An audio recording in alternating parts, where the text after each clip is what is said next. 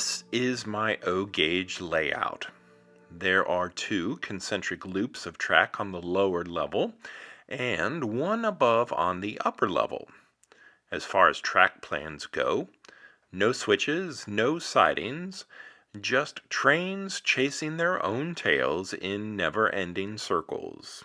Hidden behind this wall are a bunch of outlets controlled by a switch, where power for lighting these ceramic buildings was once supplied. Aside from changing the buildings a few times, it's looked this way for about 25 years.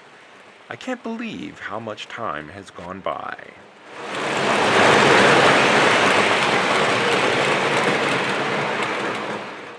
This is how it currently looks in early 2026. The tall, flat buildings were just placed there for a photo shoot.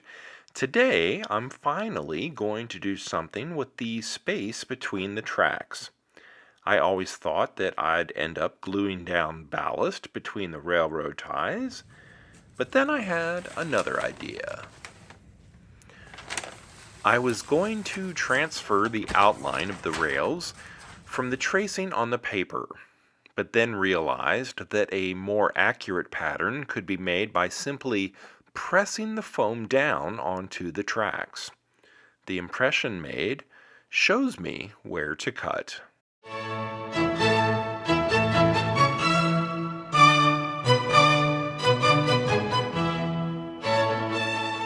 At first I thought that I'd make this area removable, but now I realize that it's better to glue it down. It doesn't completely lie flat on its own, and I don't want it to interfere with the trains. It's not glued down yet though, because I'd like to do the carving, shaping, and painting before it's finally installed. I made a little tool to help me mark a consistent space on the outer edge of both sides. These areas will end up looking like concrete blocks, and the center space will be something different.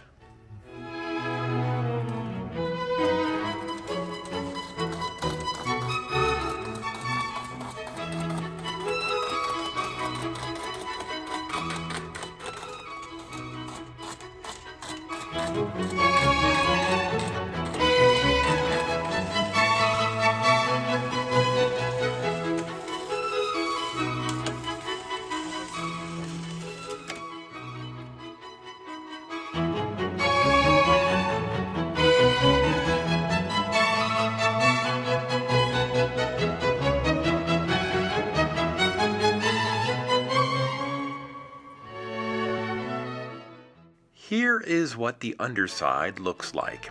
It doesn't have to be pretty, but it does have to extend over the cork roadbed and the wooden railroad ties. I also wanted it to be as close as possible to the rails, so it does get a little thin in places. The seams between foam sections were reinforced with cardstock held in place with Mod Podge. The Mod Podge also makes the XPS insulation a little bit tougher. This is the smaller outer section, which I used as a practice piece.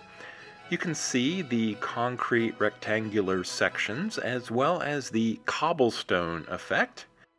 There might be some fine tuning and sanding later, but right now the clearance is pretty good.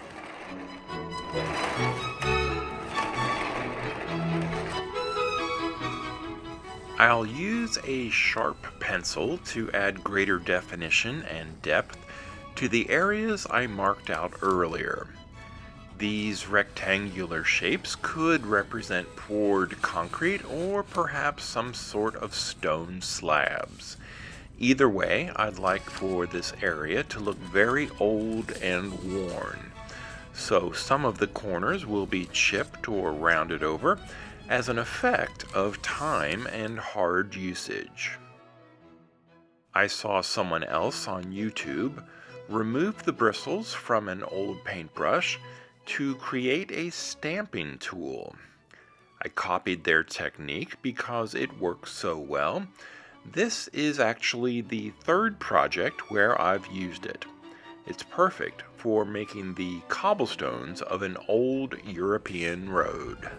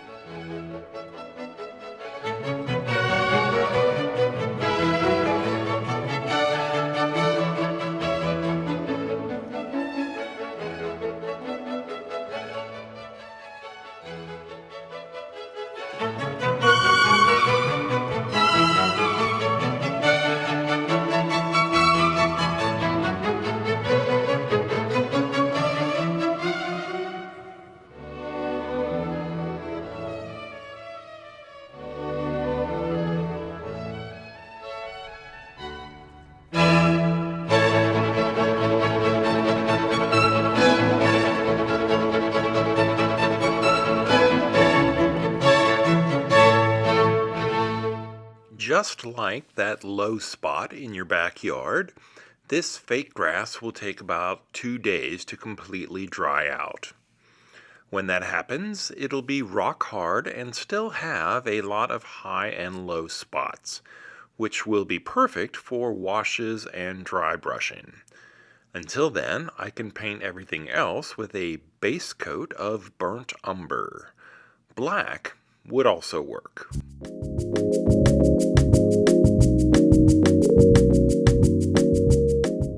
It's not quite dry brushing, but there's still not much paint on the brush.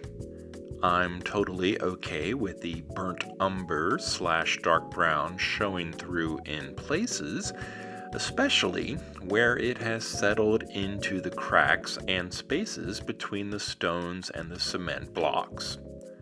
The cobblestones will start off as Tuscan red, but I'll come back later with washes and browns to add some variation to the color.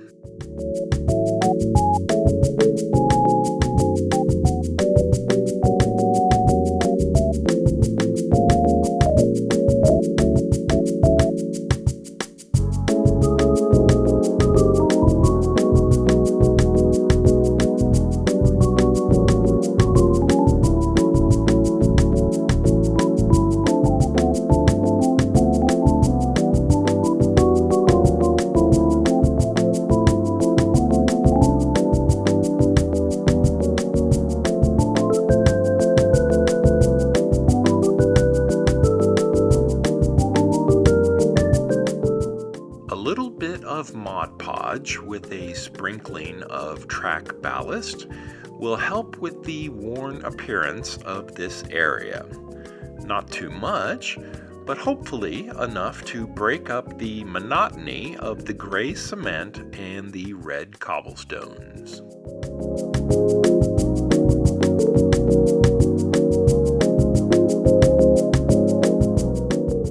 A wash of burnt umber will settle into the low spaces around each tiny little rock. I'll come back later with dabs of light gray and tan to bring back some of the definition lost to the dark brown wash.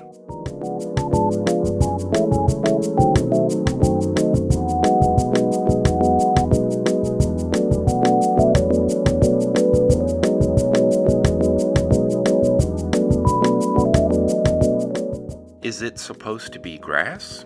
Or some sort of creeping English ivy? Who can say?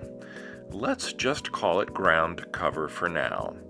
But the green does go a long way towards providing some much needed contrast. And speaking of contrast, that's what I'll be trying to create from this point forward. First, by picking out individual rocks among the scattered rubble, and then also with the original Tuscan red for the cobblestones. The domed shape of each little drop also helps with the dimensionality of the uneven surface.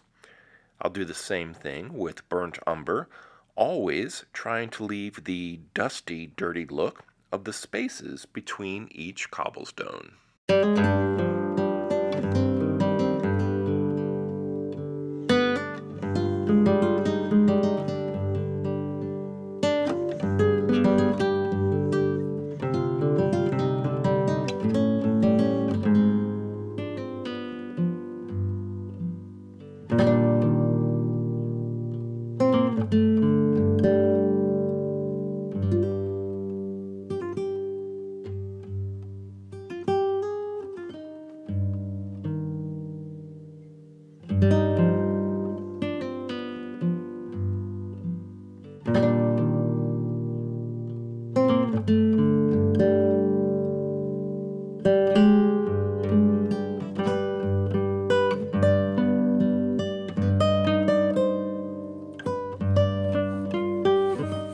I may not have to glue this down after all.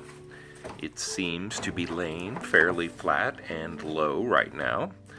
I also like the idea of having options, and since there's no Command-Z keyboard shortcut to undo the gluing, I'm going to leave this alone, unless I run into clearance issues once the trains start running.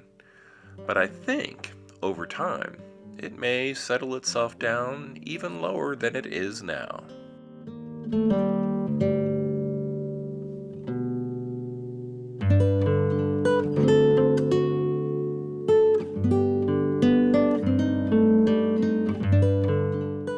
I would like for there to be a way for vehicles and pedestrians to get from Main Street over to the harbor area and the lighthouse.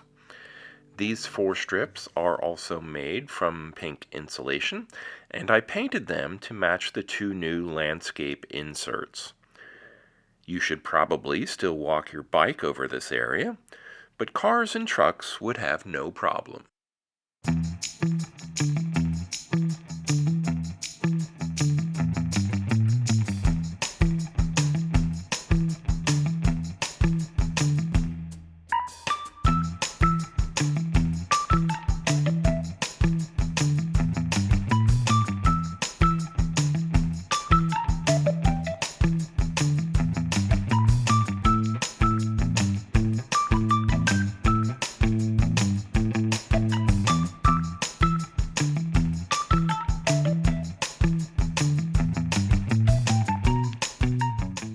You may have noticed a little concrete slab towards the right side of the outer section.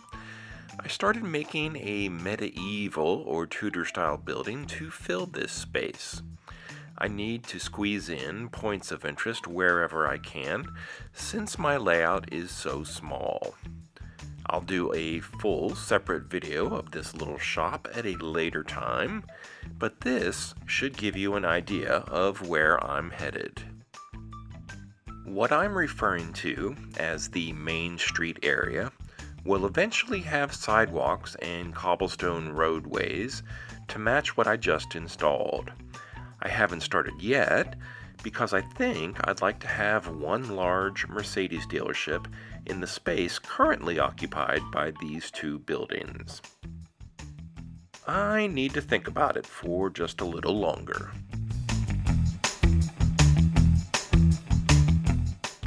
A big part of having a train layout is actually running the trains, which I don't do very often.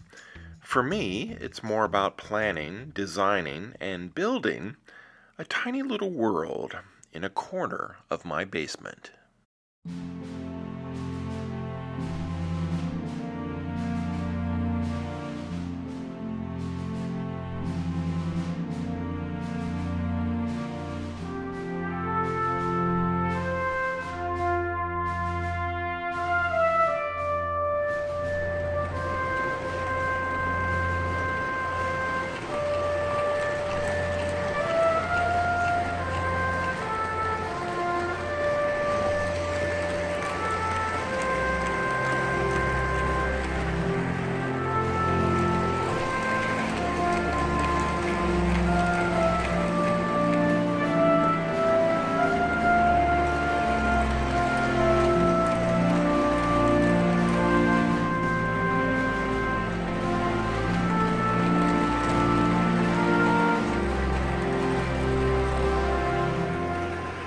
So I've got a few more buildings to make, which will also be made of foam core and XPS insulation.